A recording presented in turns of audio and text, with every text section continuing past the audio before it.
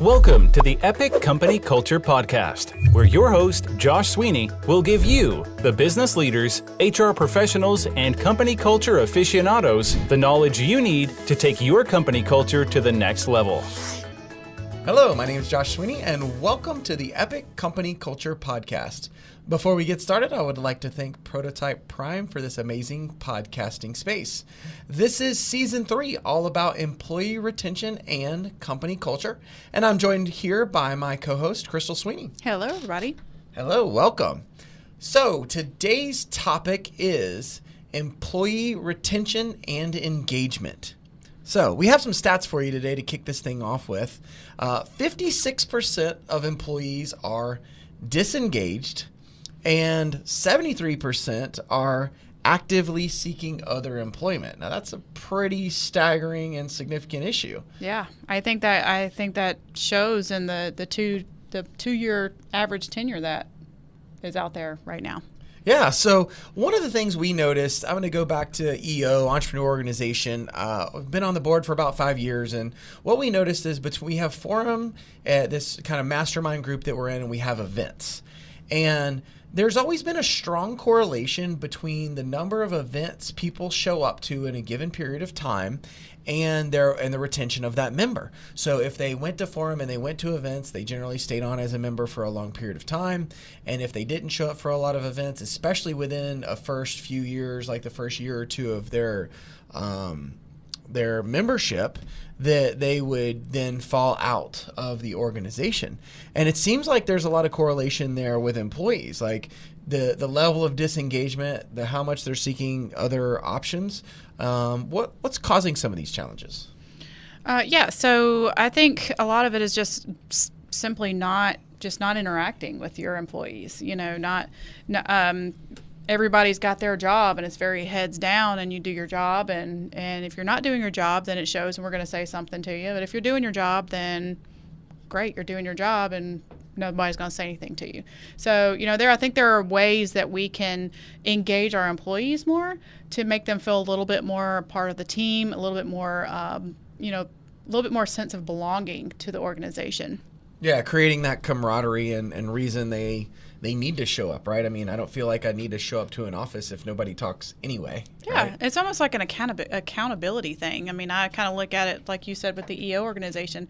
To me, it's almost like, even working out at a gym. If I go by myself and I have a gym membership and nobody is relying on me to be there and not holding me accountable, then there's going to be some days that I don't go, Right.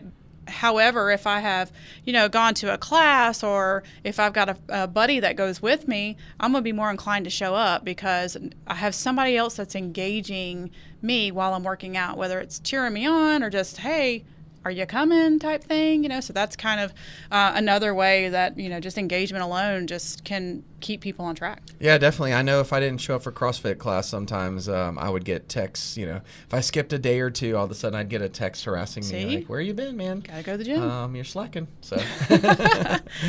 Yeah, absolutely. But there's ways that you can engage your employees that are going to be productive for both you and them. The first thing would be, education. We've talked a lot about how, education is such an important part of the business world today, how it's at your fingertips and people can reinvent themselves. We've said that multiple times. So, it's instead of letting them go out and get that education themselves in whichever way that they can independently, how can you engage them by maybe providing them some alleyways for some education? Yeah, I know. I worked for an organization that, they always told people, if you want to go to an event, you want to go to a conference, just let us know. We would love to send you. And they really put it on you to go do that. And what they found was, like, most people just didn't take advantage of it. I don't know why, but a lot of people didn't. And then, the opposite side I've seen, I was actually just on site a few days ago with a client doing a team performance session with their organization, and they actually bring in a speaker once a month.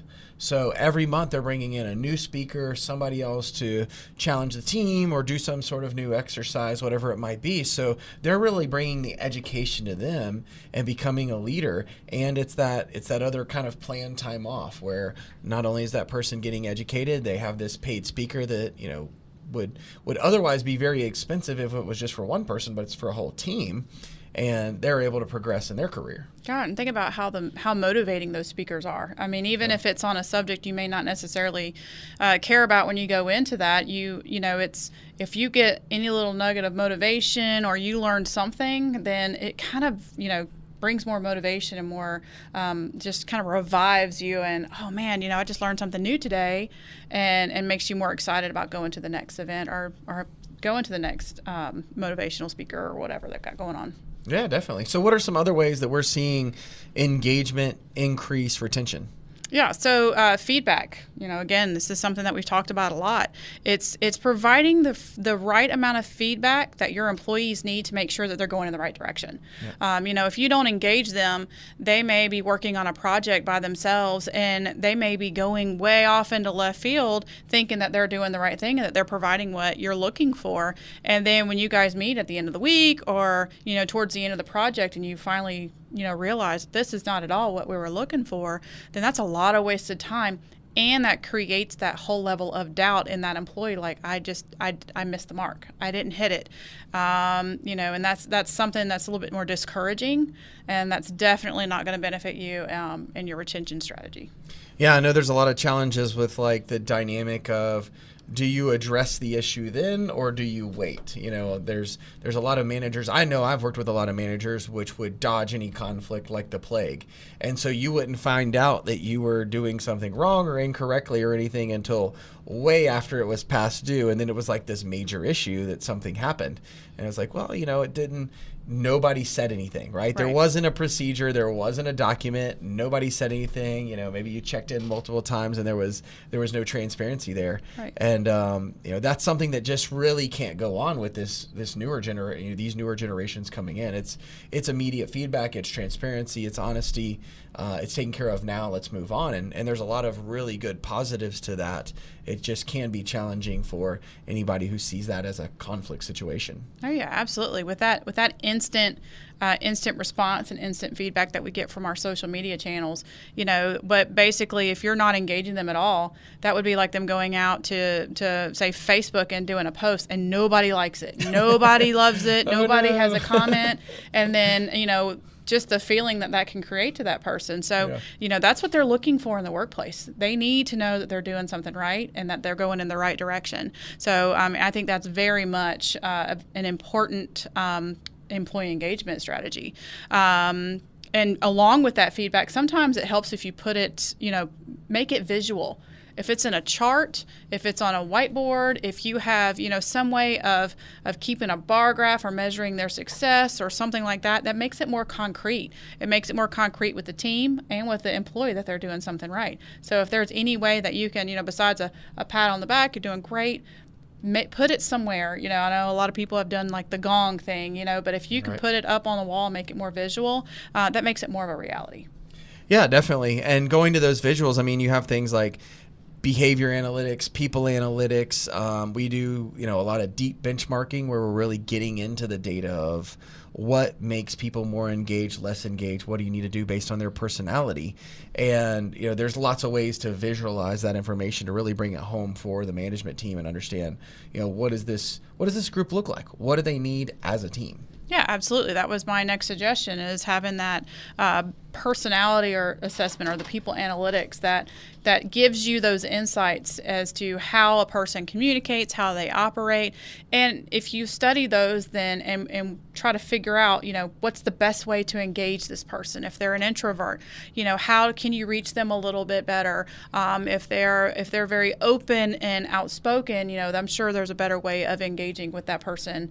You know, they're two totally different ends of the spectrum. So engaging them needs to be different. I mean, it needs to be a little bit more personal. Yeah. So in closing, I mean, what's the other thing you're seeing from like a technology perspective? There's a lot of different technology coming on that promotes engagement. What are we seeing there? Yeah. So every 5 to 7 years, the HR technology platforms completely change. You know, they start targeting whatever the next thing is in the HR world. And what's coming out now is, as far as engagement goes, is engagement technology, almost like a CRM system. But what it does is it allows a platform for you to, communicate with your employees. You can have a calendar set up with your employees.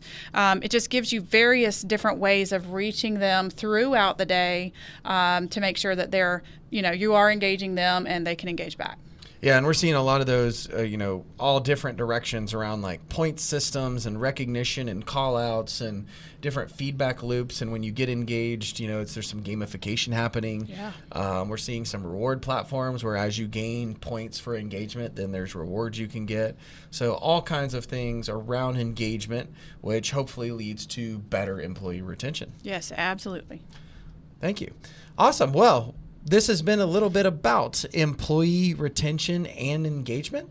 We would like for you to think about all the different ways that you're engaging your employees to make sure that they're working within the operation, building that camaraderie that will lead to them staying around for a lot longer. Thank you for tuning in to today's episode of the Epic Company Culture Podcast with Josh Sweeney. If you enjoyed this content, please subscribe on iTunes, SoundCloud, or Stitcher. For additional content and transcripts, visit epicculture.co. If you have questions or topics you would like us to address or expand on, tweet us at epicculture1 or email at podcast@epicculture.co.